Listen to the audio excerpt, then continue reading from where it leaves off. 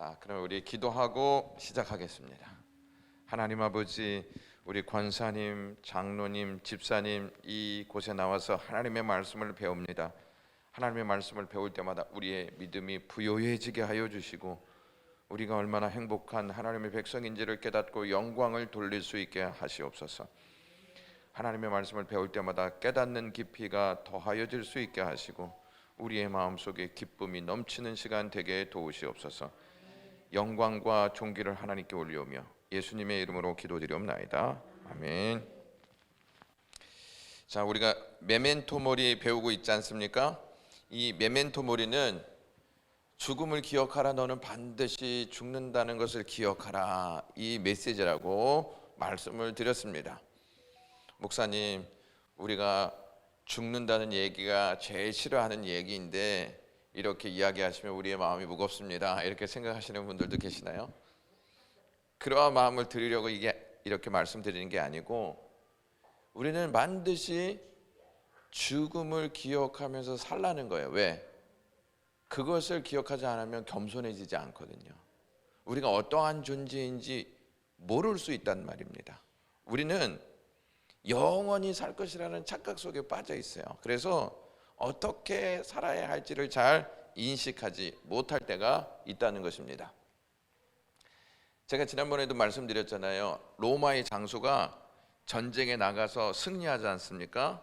들어오면은 백성들이 환영을 합니다. 당신은 위대한 영웅입니다. 당신이 있기에 우리나라는 살아갈 수 있습니다. 이렇게 칭찬과 영광을 막 이 백성들이 돌린다는 것이죠. 그러면 당연히 이 장수는 우쭐해지겠죠. 그렇지, 내가 있으니까 이 나라가 사는 것이고 내가 있음으로 해서 이 나라는 행복한 거야, 이러한 마음 들지 않겠습니까? 그러면 여기 뒤에 노예가요 딱 같이 타면서 이렇게 말한다고 합니다. 메멘토 모리, 메멘토 모리. 당신은 죽습니다. 당신은 영원하지 않습니다. 당신은 죽을 수밖에 없는 존재입니다. 이렇게 고백한다는 것입니다. 그러면 이 사람이, 그래, 나는 죽을 수밖에 없는 존재지, 나는 이 승리가 영원한 승리가 아니고 잠시의 승리일 뿐이지, 이렇게 생각한다는 거예요. 여러분, 한 번 1등인 사람이 영원히 1등 하나요? 하버드 대학교에 들어가지 않습니까? 그러면 들어가기 전까지 보통 학생들은 다 1등이래요. 그렇죠?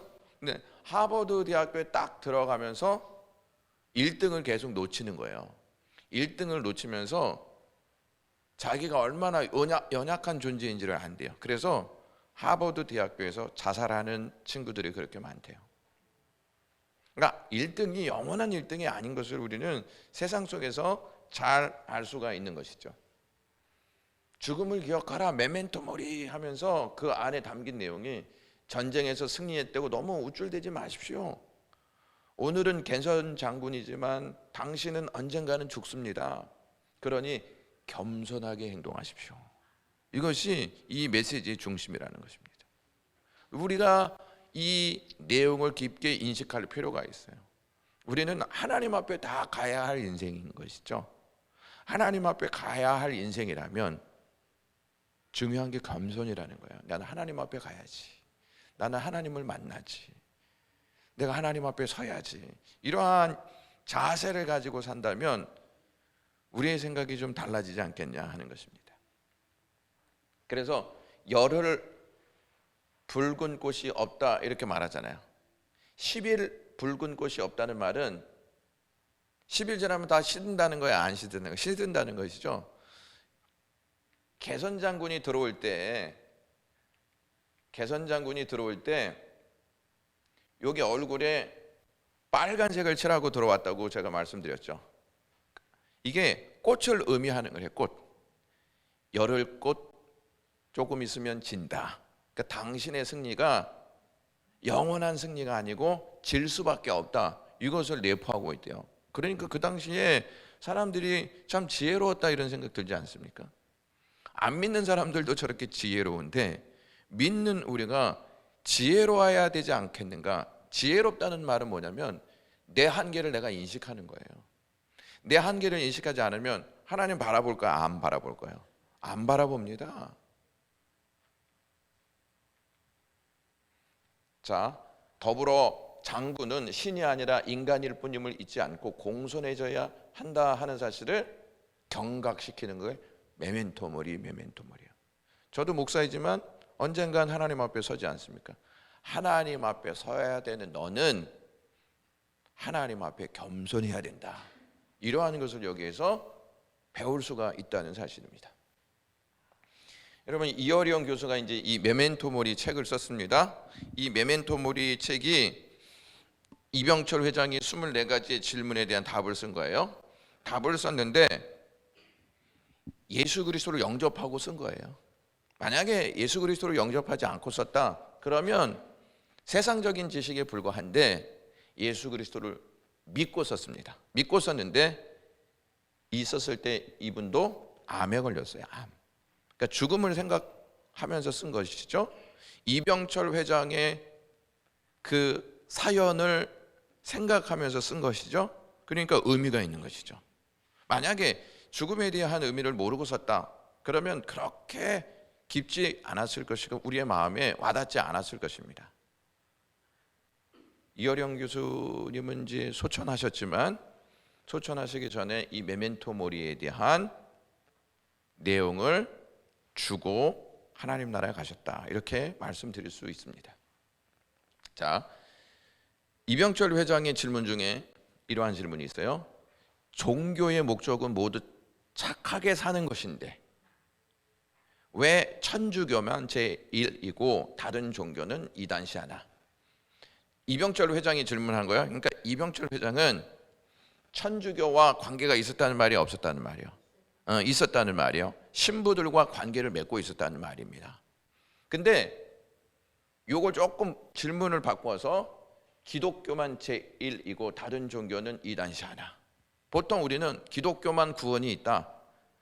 그 이외에 다른 종교는 구원이 없다. 이렇게 얘기하잖아요. 그러니까 세상 사람들이 보기에는 기독교가 이기주의로 보일까요? 안 보일까요? 이기주의로 보입니다. 왜 다른 종교들은 다 착하게 살라, 다른 종교들은 다 다른 신을 인정하는데 왜 기독교는 그렇게 말하지 않고 기독교만 제1이고 다른 종교는 다 치부시하는가? 이러한 의문들을 많이 가지실 거예요. 그리고 교회 다니시는 분들도 이러한 의문을 가지고 다니시는 분들이 굉장히 많이 있습니다.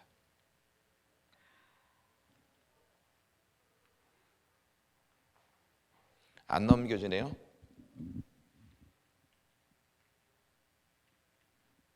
자,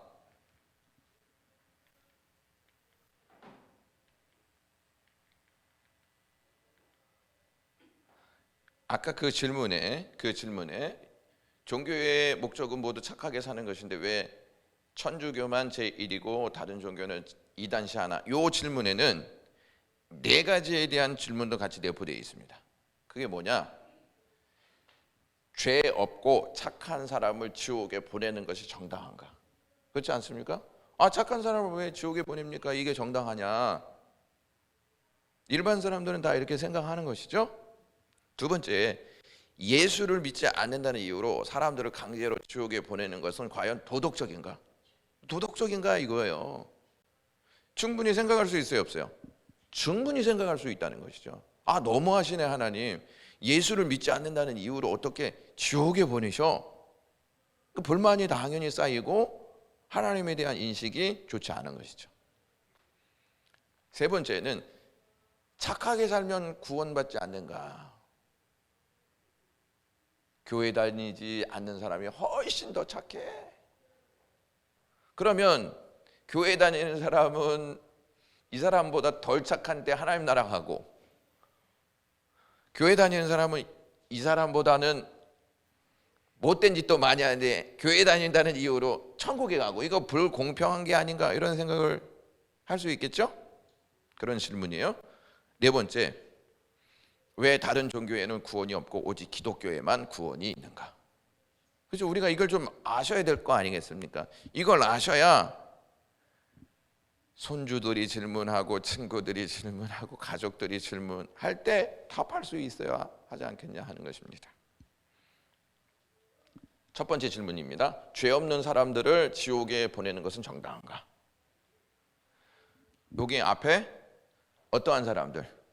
죄 없는 사람들이에요. 성경은 이렇게 얘기해요. 모든 사람이 죄를 범하였음에. 요 모든 자가 분명히 붙어 있어요. 그러니까 모든 사람은 다 죄를 범했다는 거예요.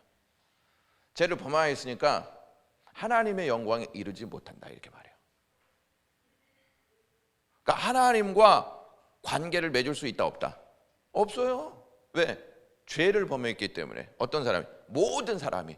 저도 마찬가지고 여러분들도 마찬가지고 미국 사람도 마찬가지고 저 아프리카에 밀림에 있는 사람 다 마찬가지예요. 그 다음에 성경은 또 뭐라고 말씀하냐면 의인은 없다. 한 사람도 없다 이렇게 얘기해요.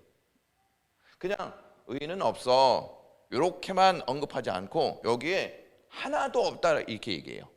따라서 모든 사람은 다 죄인이라는 거예요. 그러면 모든 사람이 다 죄인이죠? 이거 다 아시죠? 그럼 어디 가야 돼요? 지옥 가야 되는 거예요. 이 세상에 죄 없는 사람들은 없어요. 아무리 착해도 죄 있어요 없어요? 죄 있어요. 저 이렇게 착하게 보이는 것처럼 보이잖아요. 저 죄 있어요 없어요? 저 죄 있어요. 그렇게 보이는 것이지 죄 없는 사람은 이 땅에 하나도 없다는 거예요. 그래서 종교에서 생각하는 이 죄에 대한 개념을 잘 생각하셔야 돼요. 자, 성경이 말하는 죄가 있어요. 성경이 말하는 죄. 우리는 법을 지키냐 안 지키냐에 따라서 죄인이 아닌 사람 이렇게 생각을 해요. 불법을 행하는 사람은 다 죄인이에요 아니에요? 죄인이에요. 법을 지키지 않는 사람은 다 죄인이에요. 법을 지키는 사람을 죄인이라고 말하지 않아요. 근데 우리는 법을 다 지키면서 사는데 또 한 가지의 개념이 뭐냐면 교도소에 있는 사람은 다 죄인이고 교도소에 가지 않은 사람은 다 죄인이 아니라고 생각을 해요. 이것이 일반적인 생각. 따라서 그런 사람들이 교회에 나와서 설교를 듣잖아요. 우리 모두는 죄인입니다. 그러면 굉장히 기분 나빠해요. 하나님을 믿는 사람들도 자꾸 죄를 지적하잖아요. 그럼 분노해요. 아니 우리가 뭐 그렇게 죄를 졌다고 교회에 나오면 맨날 죄인이라고 하고 하나님의 심판이 있다고 겁주고 나 이래서 교회에 나오지 못하겠다 하는 사람들도 있습니다. 근데 죄에 대한 개념을 잘 몰라서 그래요. 법적으로만 죄냐 아니냐가 아니고 성경은 잘 보세요. 성경이 말하는 죄의 본질은 우리의 삶에서 누구를 거역하는 거예요? 하나님을 거역하는 거예요. 자, 에덴 동산에서 하나님이 선악과 따먹으라 그랬어요? 따먹지 말라 그랬어요? 근데 그거 따먹었죠? 하나님을 거역하는 거예요. 죄는 그렇게 시작되었다는 거예요. 그러면 아무리 착하게 사는 사람이라 할지라도 하나님 믿지 않으면 죄예요 아니에요? 거역하는 거예요. 하나님을 거역하는 거. 그 사람 누가 만들었어요? 하나님이 만들었죠. 하나님이 만들었는데 하나님을 믿지 않고 살아요. 죄예요 아니에요? 죄예요. 그래서 이 세상에 있는 모든 사람들은 다 죄인이라고 말씀하고 있는 것입니다. 죄는요 하나님과 전혀 상관없이 자기의 마음대로 살아가는 것을 말해요. 여러분 사사기에 보면 자기의 소견대로 살았더라, 자기의 소견대로 살았더라 자꾸 이렇게 얘기하죠. 이 말은 자기의 마음대로 산다는 거예요. 자기의 마음대로. 이것을 신앙적인 면으로 끌고 와서 한번 생각해 보겠습니다. 주일날 딱 됐습니다. 하나님 앞에 가서 예배해야지. 이게 맞는 것이잖아. 오늘은 쉬어. 다음 주에 가면 되지. 누구 뜻대로 살아가는 거예요? 내 뜻대로 살아가는 거예요. 우리는 우리 뜻대로 살려고 하는 의지가 굉장히 강합니다. 이것이 죄의 본성이에요. 그래서 또 이렇게 말합니다. 자기가 하나님을 대신해서 주인 행세하는 것이 바로 죄인 것이다. 자, 하나님이 따먹지 말라 그랬잖아요. 누가 준 명령이에요? 하나님이 준 명령이잖아요. 근데 이것을 딱 따먹었어요. 이것을 따먹었다는 말은 내가 이제 주인 행세하겠다는 말이에요. 아니, 주인이 하지 말라 그러면 하지 말아야 되잖아요. 근데 주인이 하지 말라고 하는 것을 어기고 이것을 내가 따먹었다는 말은 내가 나를 이제 다스리겠다는 거야. 나 하나님 터치 안 받고 싶다는 거예요. 교회 안 다니는 사람들이 그래요. 아우, 교회 다니면 이거 해라 저거 해라, 나 그거 터치 받고 싶지 않아, 내 마음대로 살고 싶어. 이게 뭐예요? 이게 죄의 본성이라는 거예요. 근데 그 사람들은 알아요, 몰라요? 이걸 모른다는 거예요. 그냥 법만 안 어기면 나는 죄인이 아니다, 이렇게 착각하고 삶을 살아가는 것이죠. 조금 더 나가서 여러분들 자녀가 있잖아요. 자녀가 남들한테는 엄청 잘해. 엄청 잘하는데 들어와서 엄마 아빠한테는 막 욕하고 엄마 아빠한테는 공손하게 효도하지 않고 그러면 엄마 아빠가 볼 때는 불효예요, 아니에요? 남들한테는 다 잘하는데 부모한테 못하면 부모는 그것이 효자라고 보지 않아요. 하나님도 마찬가지가 아니겠냐는 거예요. 하나님 만드셨어요. 근데 하나님의 말씀을 거역해요. 하나님의 말씀을 거역해서 하나님을 섬기지 않고 살아요. 근데 옆에 있는 사람들, 이웃들, 친척들한테 잘해요. 하나님 보시기에 죄인이에요, 아니에요? 죄인이죠.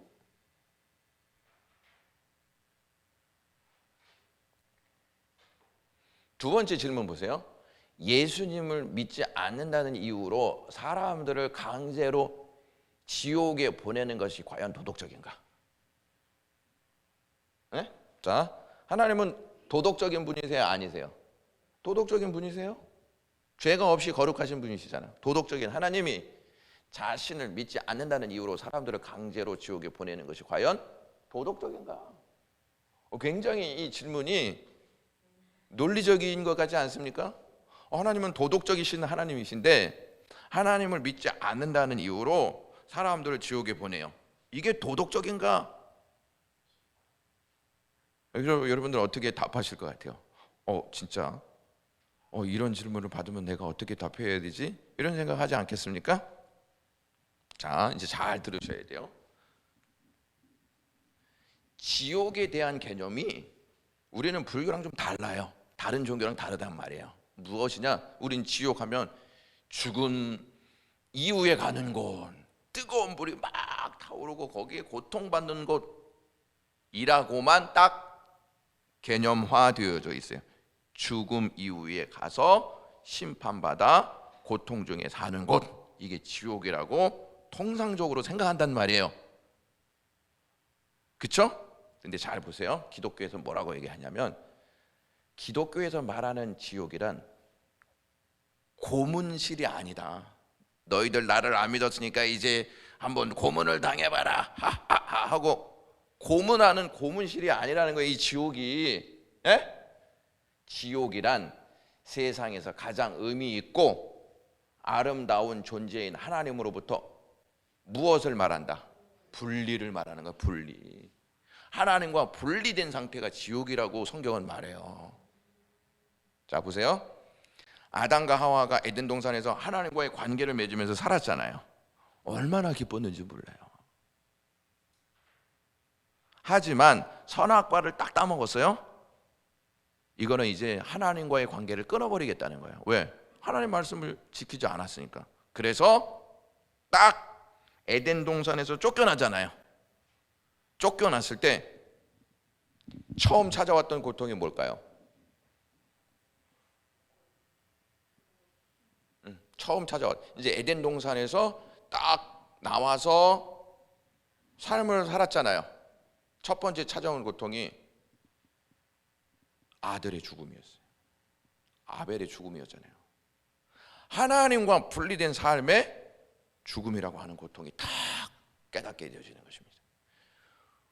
이것이 지옥의 삶이라는 거예요. 단순히 죽음 이후에 가는 곳이 지옥이라는 개념을 뛰어넘으셔야 돼요. 그러니까 하나님과 관계없이 살아가는 삶이 지옥의 삶이라는 거예요. 근데 우리는 이걸 잘 모른다는 것이죠.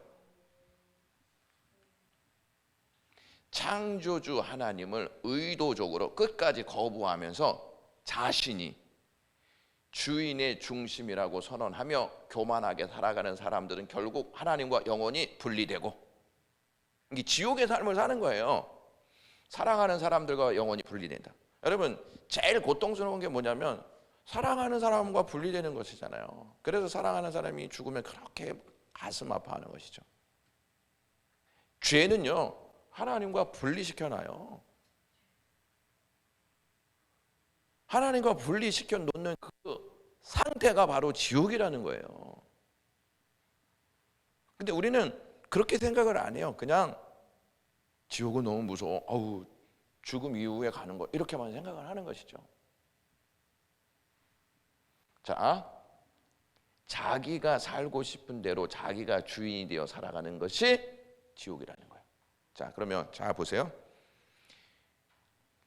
도덕적인 하나님께서 예수님을 믿지 않는다는 이유로 강제로 지옥에 가게 하는 게 도덕적인가? 이런 질문을 했잖아요.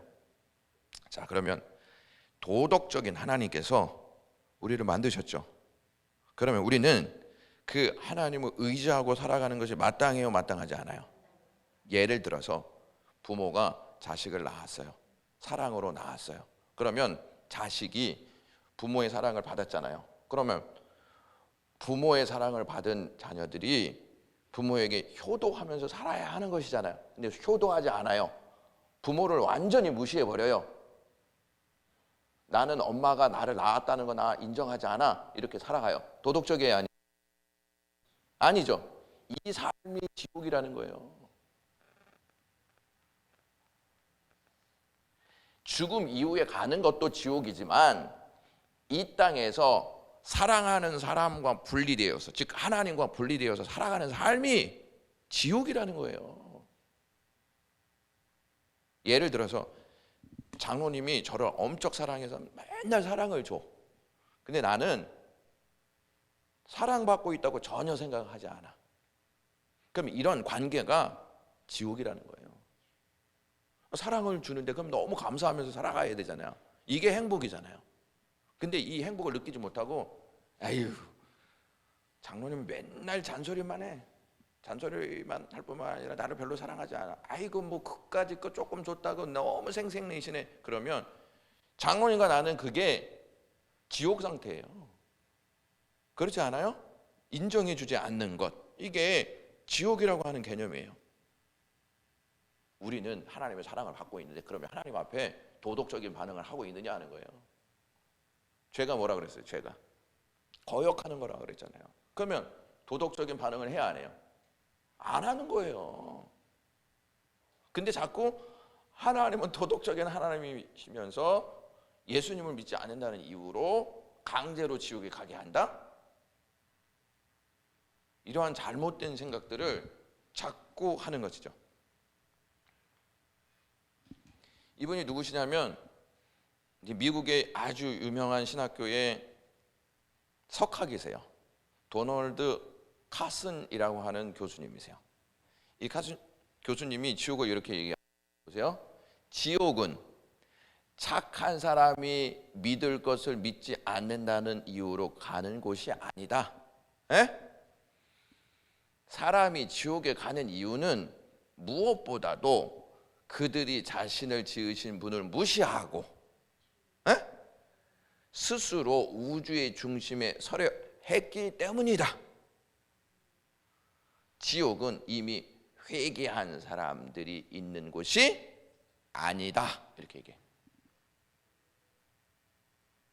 어렵습니까? 지옥은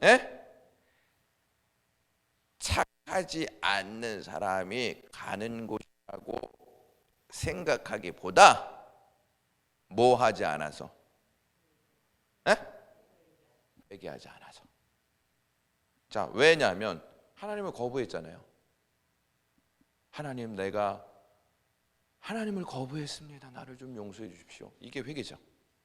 그러면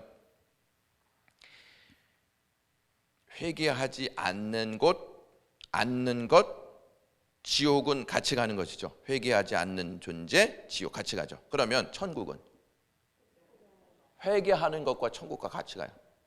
예수님이 딱 사역을 시작하시면서 회개하라, 하나님의 나라가 가까웠다, 이렇게 딱 얘기하세요. 그러니까 회개와 천국은 같이 간다는 말이에요.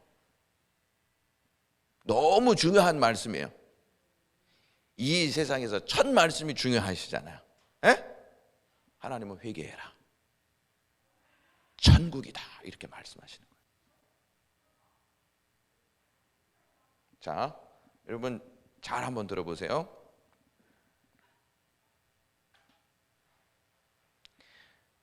회개는 나 잘못했습니다, 여기에서 끝나는 게 아니에요.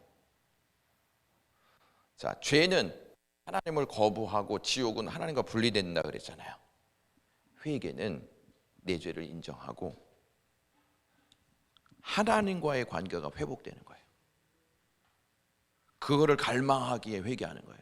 그냥 하나님 나 잘못했습니다, 용서해 주십시오, 이것으로만 끝나는 게 아니고 하나님 나 정말 주님과 관계를 아주 깊게 가고 싶습니다. 근데 이 죄가 하나님과의 관계를 자꾸 깊게 만들지 못하고 있습니다. 그러니 나를 좀 용서해 주시고 하나님과 깊은 관계 속에서 삶을 살아갈 수 있게 하옵소서. 이게 뭐냐? 이게 천국의 삶이에요. 자, 다시 한번 말씀드려요. 지옥은 하나님과 분리된 삶이죠. 천국은 하나님과 관계된 삶이에요. 자, 그리고 이제 예수님이 탁 승천하셨잖아요. 에? 승천하셨을 때 제자들이 성령을 받았잖아요. 성령 받았죠? 성령 받은 제자들이 메시지가 뭔지 아세요? 회개하라. 사도행전 읽어보세요. 회개하라, 이렇게 얘기하세요. 죄에 대해서 반드시 회개하라, 이렇게 얘기하세요. 회개가 예수님과의 관계를 하나 되게끔 하는 통로예요.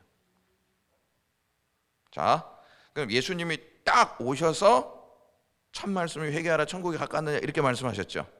그렇죠? 그럼 이제 예수님 다시 오시잖아요. 다시 오심을 믿으시죠? 재림하실 거 아니에요. 그러면 이 시대에 해야 할 게 뭐예요? 회개하라는 거예요. 근데 요즘에 회개하라 그러면 짜증내 안 내요? 짜증 엄청 내요. 내가 무슨 죄가 있길래, 내가 지금 코로나 때 집에만 있었는데 무슨 내가 죄를 졌길래 맨날 회개하라 그래. 예수님 그것을 아셨을까요? 모르셨을까요? 다 아셔요. 그래서 이 시대에 해야 될 게 뭐냐? 회개하라는 거예요. 왜? 이제 예수님이 오신다는 것은 천국이 임한다는 것이잖아요. 그렇죠? 천국과 같이 가는 게 뭐라 그랬어요? 회개라 그랬잖아요. 이제 우리는 주님이 오신다 하는 이 삶은 이제 하나님의 나라가 오고 있다는 것이죠. 하나님 나라가 오고 있다는 걸 확신하는 사람은 뭐 해요? 회개합니다. 왜 회개해야 하냐면 하나님 나라가 오는 것은 하나님과의 관계를 이루기 위한 것이잖아요. 하나님과 관계를 맺은 사람이 하나님 나라의 백성인 거잖아요.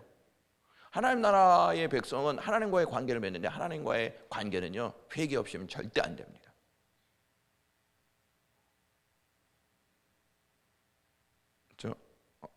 어려우신가요? 어려우세요? 아니면 그래도 장로님 괜찮으신가요? 아, 네네. 그리고 또 이렇게 얘기했어요. 하나님이 자비도 없고 선하지도 않아 그들을 거기에서 꺼내주지 않는 것이 아니다. 하나님이 자비가 없어요. 야, 너희들 영원히 지옥에 가. 이것이 아니라는 걸 보세요. 지옥은 아직도 영원히 자기가 우주의 주인이 되기 원하며 집요하게 하나님을 무시하고 반항하는 자들이 들어찬 곳이다. 책임이 하나님께 있다는 게 아니고 누구에게 있다는 거야? 사람에게 있다는 거예요. 사람에게. 근데 자꾸 우리는 그것을 누구에게 돌리냐면 하나님께 돌린단 말이야.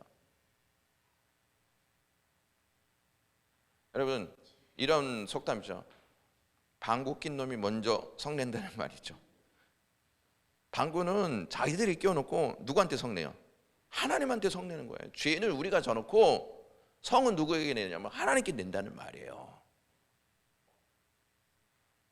자, 하나님이 아담과 하와에게 야, 다른 과일 다 따먹는데 선악과 따먹지 마. 그러면 큰일 나. 이렇게 말씀하시지 않고, 먹는 날에는 정녕 죽으리라. 분명한 결론을 주세요. 지금 이 시대에 너희들 나 믿지 않으면 영원히 심판받아. 주셔야 안 주셔요? 하나님은 이렇게 말씀하시지 않아요. 야, 너희 나 믿어야 돼. 안 믿으면 큰일 나. 이렇게 둘이 뭉실하게 말씀하시지 않고 믿지 않으면 반드시 심판받아. 이거 먼저 딱 주세요. 그러면 책임은 누구한테 있는 거예요? 나한테 있는 거예요. 자, 보세요. 살인하지 말라 법이죠. 먼저 딱 줘요. 살인하면 사형. 법 주죠. 만약 이 법이 없으면 법적인 조치를 받지 않아도 돼요. 왜? 법이 없는데 무슨 법 조치를 받아요? 하나님 말씀하세요. 나를 믿지 않으면 영원한 심판이야. 법 딱 주시죠. 그렇죠? 하나님 말씀 법이시죠. 사람이 믿지 않으니까 거기에 대한 결과를 사람이 받는 거예요. 하나님이 받는 게 아니에요. 자, 착하게 살면 구원받고 천국에 갈 수 있지 않는가? 그렇죠? 자, 이 세상 사람 중에서 상대적으로 착하고, 상대적으로 착하다는 말이 무슨 말이냐면 장로님과 제가 있잖아요. 제가 장로님보다 더 착하면 저가 천국 간다는 말이에요. 그럴듯하잖아요. 그럴듯하죠? 근데 제가 장로님보다 착하면 천국 가는데 그러죠. 알았어요. 너 뭐 안 착하대. 그러면 나는 천국 가잖아요. 자, 그러면은 장로님이 우리 권사님보다 더 착해. 그럼 장로님도 어디 가는 거예요? 천국 가는 거예요.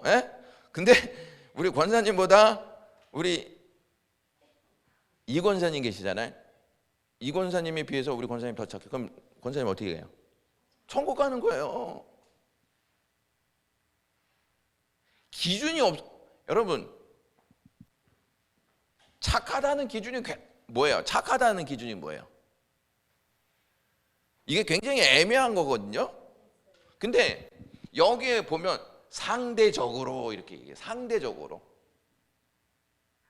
자, 제가 예를 들어서요. 술 먹는 사람보다 제 술을 안 먹으니까 더 착하다. 그러면 저는 천국 가는 것이죠. 근데 잘 보세요. 술 먹는 사람이 있어. 술 먹는 사람이 있는데 이 사람보다 술도 먹고 마약도 하는 사람이 있어. 그럼 상대적으로 이 사람이 더 착한 거 아니에요? 그렇죠? 그러면 이 사람은 어떻게 해요? 여기 저 원리라면은 천국에 가는 거예요. 자, 더 조금 극단적으로 하면 한 명을 죽였어. 이 사람은 죽이지 않는 사람보다는 악하잖아요. 그러면 죽이지 않는 사람은 천국 가고 이 사람은 지옥 가는 것이잖아요. 그렇죠? 근데 이 사람보다 3명 더 죽인 사람이 있어. 그러면 이 사람보다 이 사람이 더 착해, 안 착해? 착해요. 한 사람밖에 안 죽였으니까. 그럼 이 사람 어디 가야 돼요? 상대적이라 그랬잖아요. 상대적. 야, 너 3명 죽였지만 난 1명 죽였어. 내가 더 착해. 그럼 이 사람 어디 가야 돼? 천국 가야 된다는 거예요. 천국 가는 기준이 애매해요? 애매하지 않아요? 이건 너무 애매한 거예요. 이거는. 자, 그러나 문제는 아무리 착하게 사는 사람이라 하더라도 누구의 의로움의 기준에 돌아져요? 하나님의. 하나님 죄 있어요, 없어요? 없어요. 그러니까 우리는 자꾸 사람 대 사람으로 생각을 해요. 나 이 사람보다 착해. 착하니까 나는 천국 가야 돼. 이렇게 생각해. 이 사람보다 착하니까. 이 사람보다 선한 걸 내가 더 많이 해서 그래서 나는 하나님 나라에 가야 돼. 그게 아니고 누구 앞에? 하나님 앞에 서는 나. 하나님 앞에 딱 설 때 하나님 나 엄청 사랑합니다. 이렇게 반응할 수 있는 사람이 있을까요? 단 한 사람도 없어요. 그걸 어떻게 알 수 있느냐? 천사를 만난 사람마다 성경에는 나는 이제 죽었다 이렇게 생각을 해요. 나는 이제 죽었다. 그게 뭐냐? 난 죄인이고 난 죽을 수밖에 없는 존재인 걸 깨닫는 거예요. 그러면 천사들 앞에서도 그런데 하나님 앞에서는 어떨 것 같아요?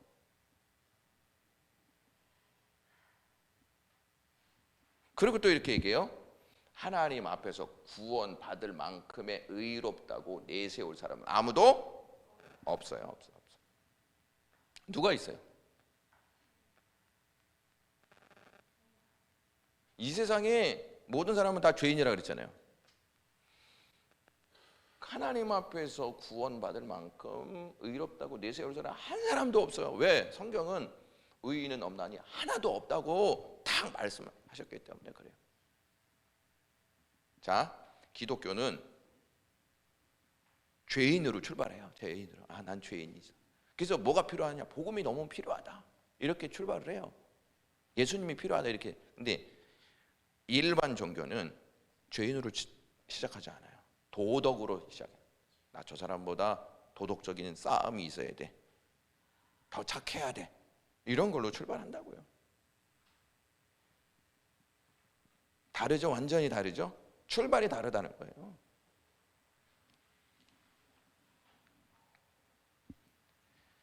기독교 구원의 개념은 도덕적으로 악한 사람이 선한 사람이 되는 것을 말하는 게 아니에요. 예? 그러니까 악한 사람이 선한 사람이 되는 게 아니라 악한 사회 구조를 선한 구조로 바꾸는 것을 의미하는 것도 아니고 기독교의 구원이란 무엇으로부터? 죄로부터. 우리 죄인이잖아요. 이게 가장 심각한 문제잖아요. 죄로부터 구원이에요. 구원.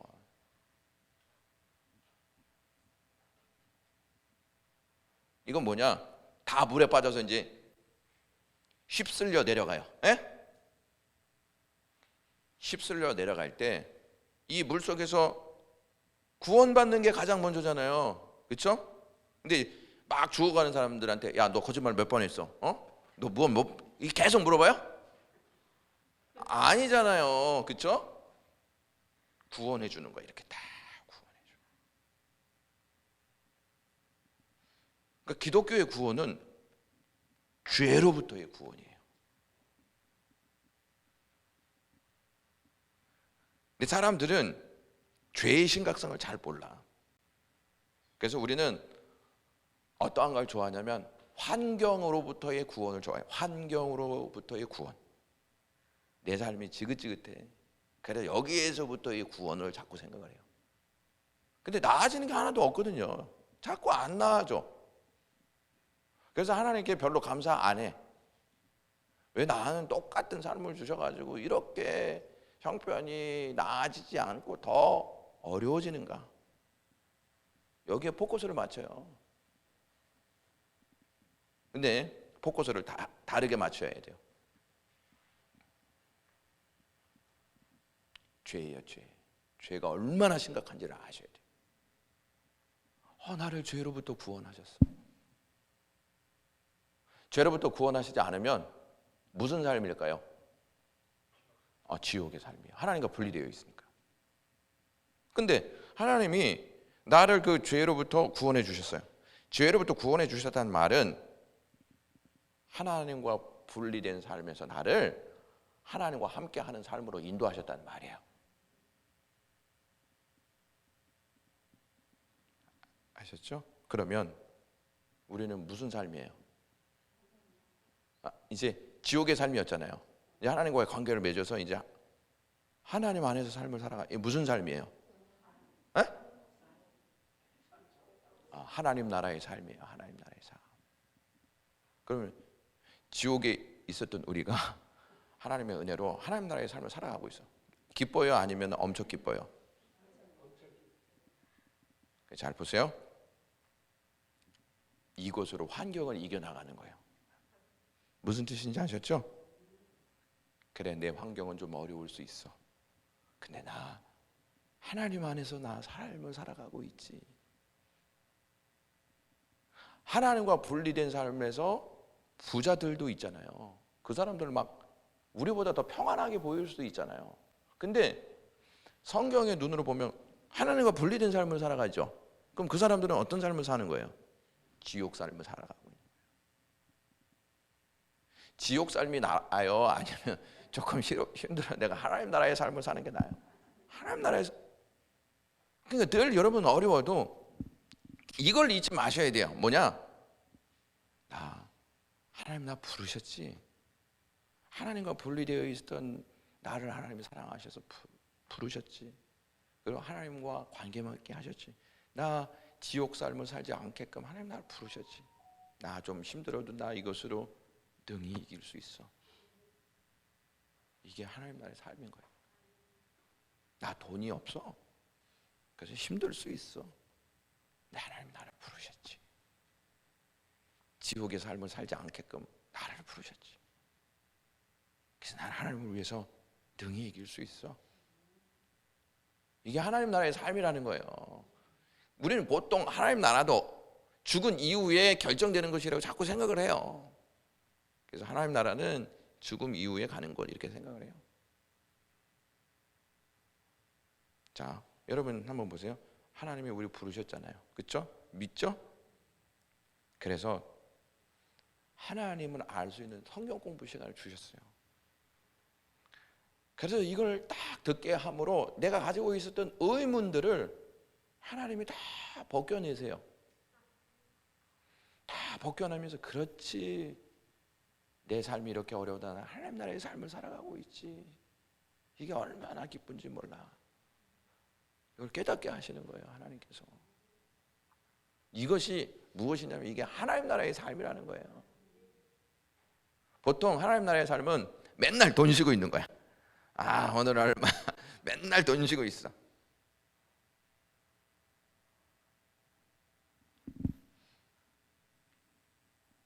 자, 한 번 더 보겠습니다. 죄의 본질은 하나님을 거부하는 것이다. 하나님을 거부하고 자신이 주인 노릇하는 것이 죄의 본질이다. 이렇게 하나님 없이 자신이 인생의 왕이 되어 자기가 원하는 대로 사는 결과가 바로 무엇이다? 지옥이다. 그러니까 우리는 이런 생각을 많이 해요. 저 사람은 교회도 안 다니는데 저렇게 잘 산대. 그래서 어떻게 해요? 저 사람 부러워요? 안 부러워요? 부럽지. 나는 교회를 다니는데 아파. 교회 안 다니는 사람들은 엄청 건강해. 저 사람만 부러운 거야. 그래요, 안 그래요? 근데 자 보세요. 이제 이제 관점을 다시 한번 보세요. 저 사람 돈 많아. 근데 삶이 지옥의 삶이야. 저 사람 너무 건강해. 근데 삶이 지옥의 삶이야. 소망이 보여요, 안 보여요? 안 보이잖아요. 근데 우리는 저 사람보다 돈이 별로 없어. 저 사람보다 좀 아파. 근데 나는 하나님 나라의 삶을 살고 있어. 소망이에요, 아니에요? 소망이죠.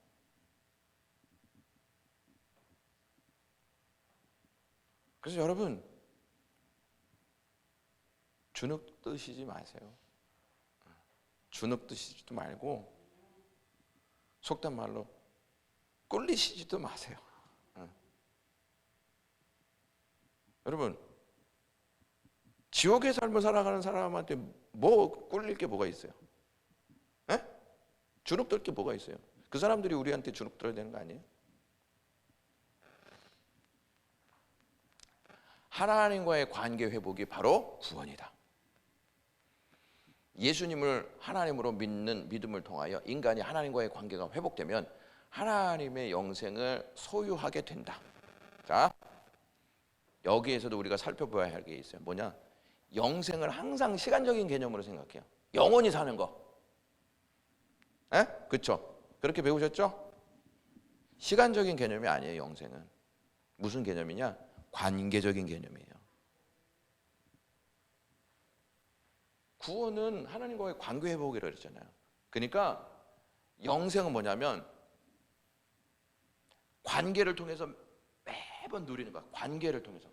그러니까 영생은 죽은 이후에 누리는 게 아니고 하나님과 관계를 맺고 구원받았다는 그 시점부터 누리는 거야. 이 영생이라는 것이. 하나님과 나 관계 있어? 나 하나님의 나라를 살고 있어? 이게 영생의 은혜인 거예요. 영생의 은혜. 관계적인 은혜, 관계적인 은혜.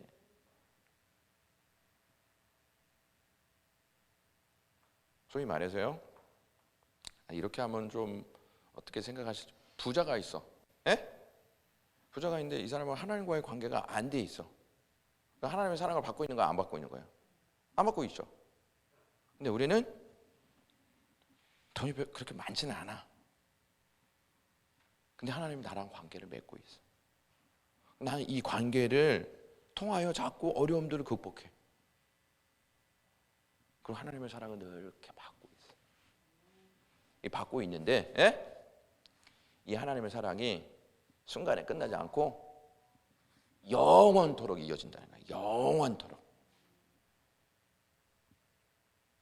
자, 그렇다면 이렇게 질문 드리는 것도 이상하죠. 누가 더 축복이에요?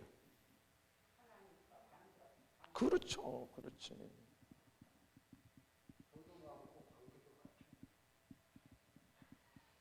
또 그렇게 가시면은 이런 사람들도 있어요. 뭐냐? 돈도 많고 교회도 잘 나온다. 물론 축복입니다. 근데 구원받은 사람은 그것 부러워하지 않습니다. 내가 하나님의 사랑 자체를 받고 있다는 그것으로 내가 기뻐하면서 살아요. 우리는 자꾸 뭔가를 비교하려고 그러잖아. 그렇죠?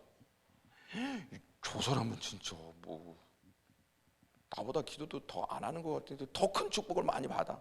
근데 나는 맨날 새벽 예배 나오고 맨날 기도했는데 뭔가 없어. 그래서 별로 기도하고 싶은 마음이 없을 때가 많아. 진짜 그거예요? 자, 보세요. 이렇게 한번 생각해 보세요. 이렇게 사랑하는 사람과 대화를 나누잖아요. 에? 기쁨이 아니에요. 기쁨이죠? 근데 이 사람은 대화가 별로 없어. 에? 그럼 우리가 생각할 때 어떤 게 더 기쁨일 것 같아요? 그렇죠? 근데 우리는 그렇게 생각하기보다는 나는 맨날 기도하는데 나한테는 얻어지는 게 하나도 없어. 그래서 짜증나. 근데 저 사람은 기도도 안 하는데 막 승승장구해. 나는 나를 사랑하시는 하나님과 교제하면서 살아가는 이 기쁨이 있죠. 우리는 자꾸 기쁨을 다른 데서 찾으려고 하기 때문에 그래.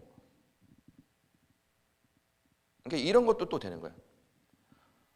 어떤 사람은 기도도 안 하는데 엄청 건강해. 나는 맨날 새벽 예배 나와도 늘 그냥 건강이 안 좋아. 그래서 이런 생각이 들어.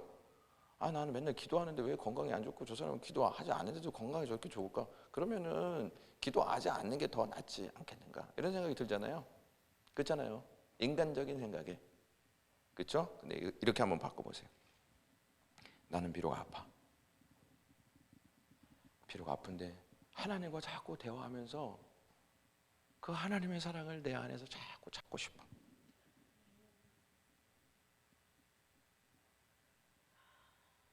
예를 들어서 장로님 이런 것과 좀 이렇게 같이 생각해 보시면 어떨까?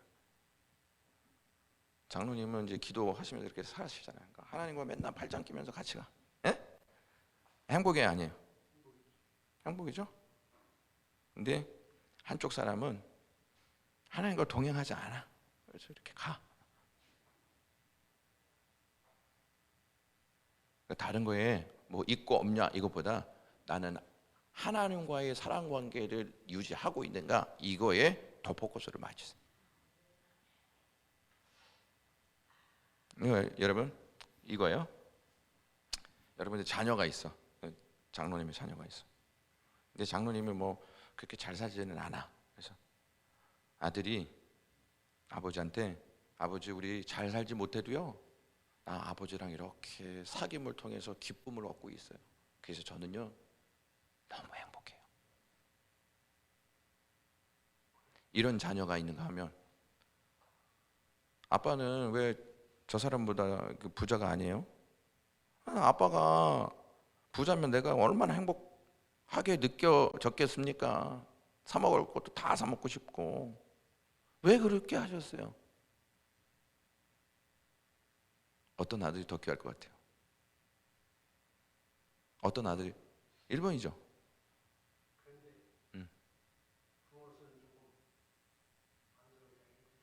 안쓰러운 생각이 드는데 둘 중에서 누구한테 더 마음이 갈 거예요? 첫 번째죠. 그러니까 이거에 우리도 마찬가지예요. 하나님, 나 이렇게 많이 부족합니다. 또 그렇게 형편이 좋지 않습니다. 근데 나 이런 형편에서 하나님 알아서 너무 감사합니다. 그래서 저는 오늘도 살아갈 것이고 내일도 살아갈 것입니다. 그 이유는 하나님이 계시기 때문입니다.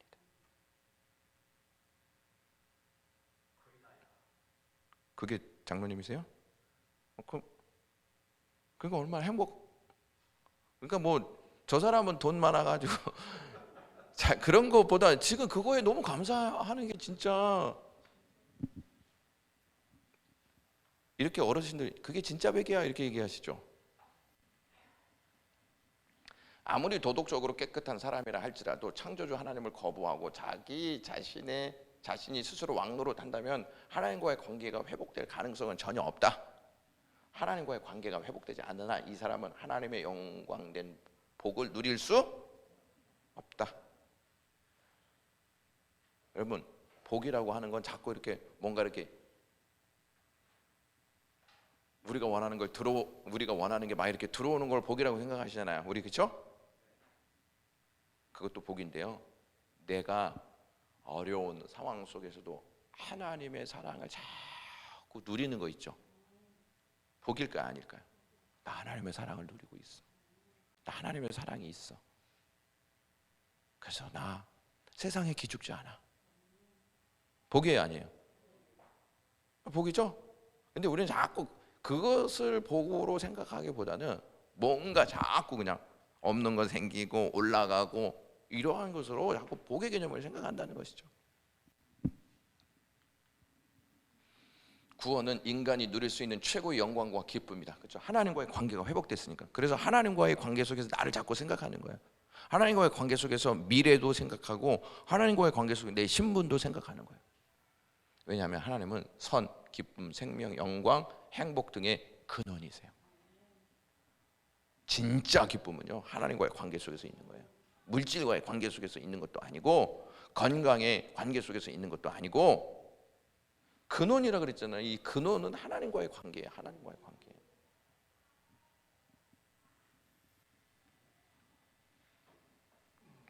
하나님의 입장에서 생각해 볼 때 인격적으로 하나님을 알 수 있고 그분과 사귐을 가질 수 있는 능력이 있는 존재가 의도적으로 하나님을 거부한다면 이러한 죄만큼 최악의 죄는 없을 것이다. 그래서 하나님은 하나님을 거부하는 사람에게 자신이 원하는 바대로 하나님과 영원히 분리되어 살도록 허락하는 것이다. 하나님 없이도 난 충분히 살 수 있어.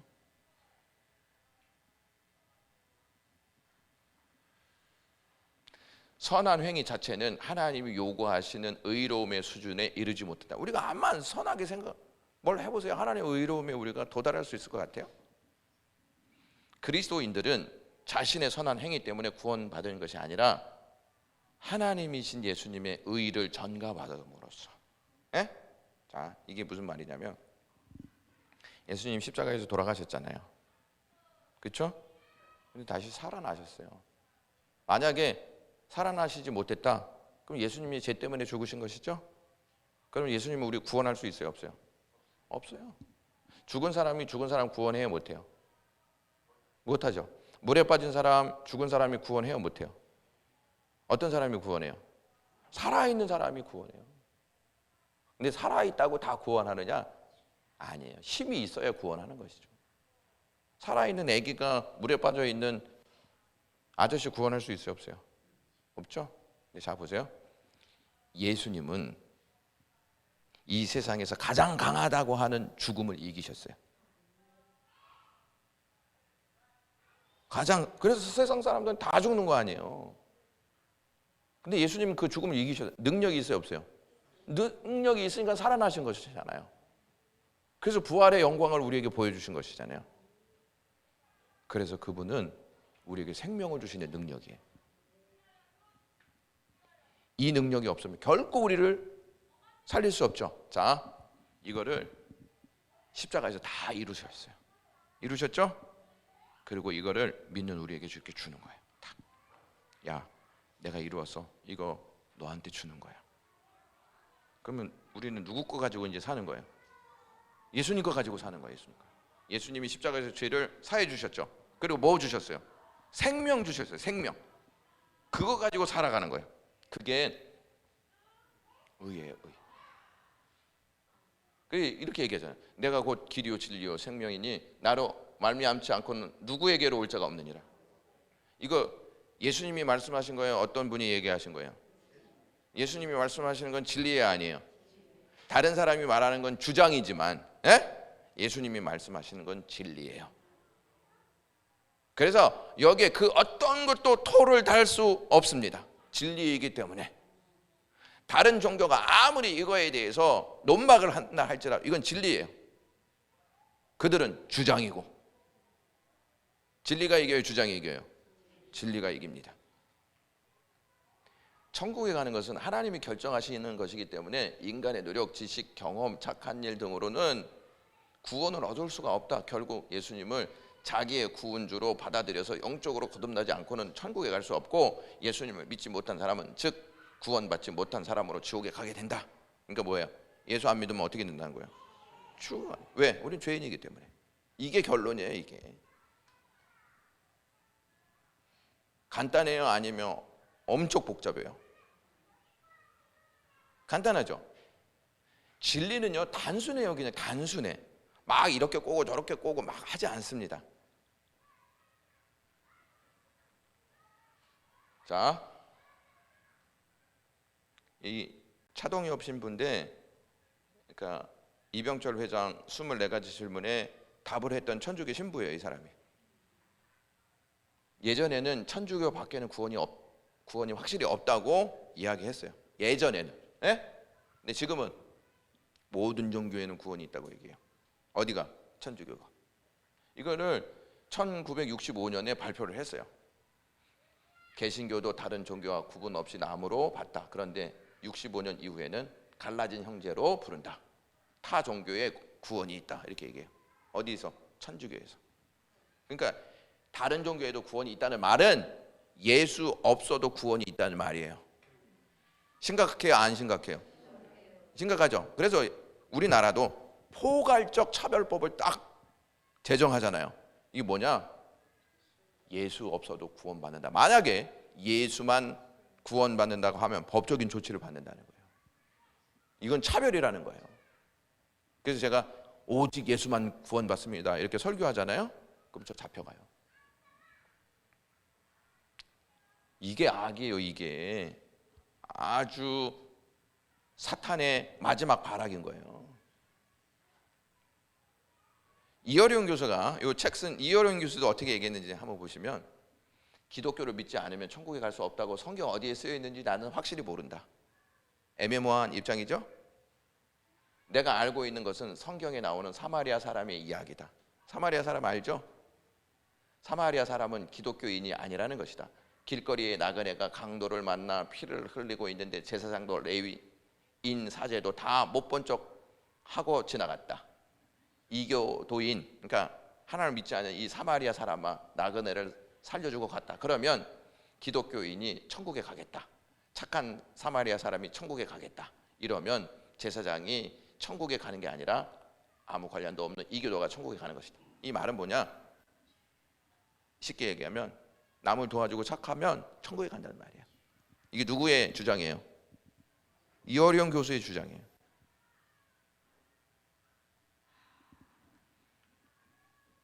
기독교인이 아니라도 기독교 정신을 가진 사람이라면 천국에 간다.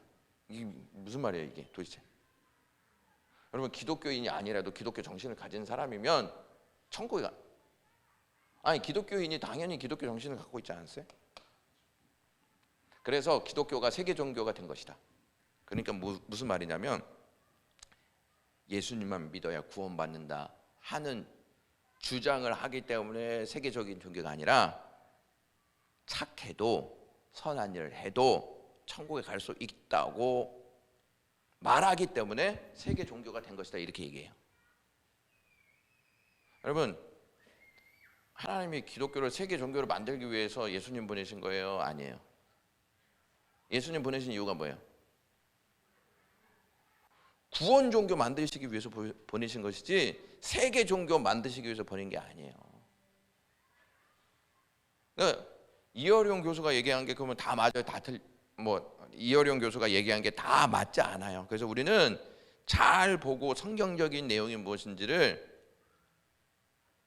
검증해야 된다는 말이에요.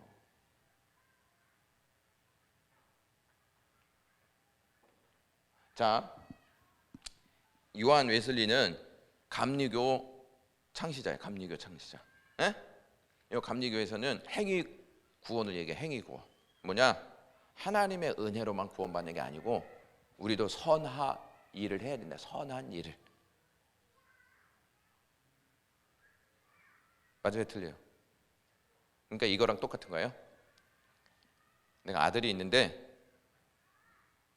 얘가 선한 일을 하지 않을 것 같아. 그럼 안 나. 얘가 좀 착한 일을 할 것 같아. 그래서 아는 거예요.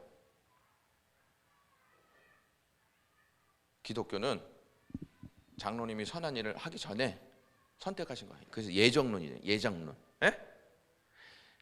아이가 착하게 굴든지 안 굴든지 그거에 따라서 아이를 낳는 게 아니라 사랑하기 때문에 아이를 낳는 거잖아요. 행동하기 전 부모의 사랑이 있기 때문에 아이를 낳는 것이죠. 그렇죠? 잘 이해를. 부모가 아이를 낳는 것은 이 아이가 어떻든지 잘 모르지만 사랑으로 낳는 거예요. 따지고 나요? 막? 따지고 안 낳죠? 하나님은 바로 이러한 역사 가운데 우리를 다 예정하신 거예요. 우리가 행위 전에 하나님을 선택하셨다. 행위가 있기 전에.